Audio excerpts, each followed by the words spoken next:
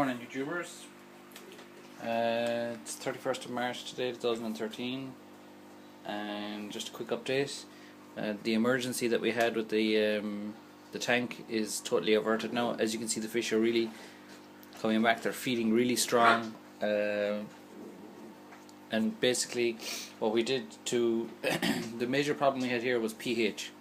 Okay, pH was severely coming down all the time. So what we did was, to bring the pH back up, is we made our own pH up mixture to try and stabilize the pH, because our pH up mixture, I'll just show you what our pH up mixture is. So what we did is we got this stuff here, calcium hydroxide and potassium bicarbonate. Okay, basically potassium and calcium. Okay, and basically what I was doing was putting 50%, so it was 50% calcium hydroxide, 50% potassium bicarbonate. So what I do is I'd put a spoon of each into this 500ml bottle. I'd half fill it with water, stir it up and put one cap of it into the system, and I do that maybe once a day or twice a day, depending on how severe it was. Now what I found is that the pH is constantly dropping, so I've had to keep an eye on it. It has I left it for like a few days, came back to it, and the pH was down really low again. And I watched a few more videos by Rob Bob and a few others out there, and they were great. So to kind of stabilize it, follow their example, and there's a bit of oyster shell just in a bit of painter's mesh there.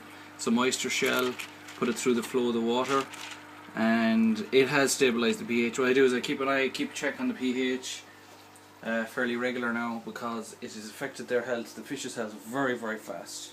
One of them has a bit of fin rot, where he was so weak and he was so unhappy in there, the other guys were picking on him, but they came back overnight. The health of the fish came back, and they became very they weren't feeding, so there was a lot of crap accumulating at the bottom of the tank as well. So what you'll find is, when they're not of the best of health, stuff will accumulate at the bottom of the tank, because they're normally moving it around and it gets caught in the filter, and so it cleans itself up. As you can see in the back here is the moving bed biofilter that we fitted a little bit back. If you get an angle from the side, that's it. I just focus on it. And just put that in there because I wanted to make sure that there was no chemicals in there. I wasn't sure really why the fish's health had gone downhill very fast, but it appears to be the pH was the cause of that. So I'm delighted with that. As well as that, the vegetables and stuff. We've had a very large harvest of tomatoes. We've had at least 10 cherry tomatoes taken out of here. The last time I counted, there was about 40 to 50 cherry tomatoes. So with most of the cherry tomatoes, we're constantly taking them out. Another YouTuber said to lower the light, so I've done that. I've lowered the light closer to these vegetables. It doesn't seem to be affecting the tomato plants. From what I can see, they seem to be okay. As you can see at the back here, there's a tomato at the back here ripe. There's a bunch of tomatoes up here. It's a bit dark in here. I'll try and pick that up so you can see. So there's a bunch of tomatoes up there, there's a bunch of tomatoes down here, there's two bunches of tomatoes on that tree there, tomato plant, and there's another bunch of tomato up top and down bottom of that. Now the great news is, delighted, came out to visit the plants today. I haven't seen them in a few days, but we have what we were looking for. We have our female, and you can see there's a huge difference. You can actually see the fruit on these guys, very evidently see the fruit on them. So I'm going to try and manually pollinate these guys. Just checking some of the other plants.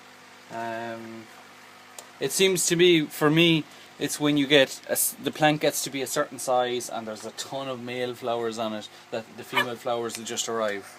As you can see, the seedlings, lots of different types of seedlings in here, and they're doing really well.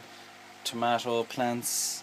I'm not sure what's at the back here. Just cucumbers and courgettes. That's cucumbers. They're looking excellent. This is not sure what that is. It might be a squash, is it, or squash, butternut squash.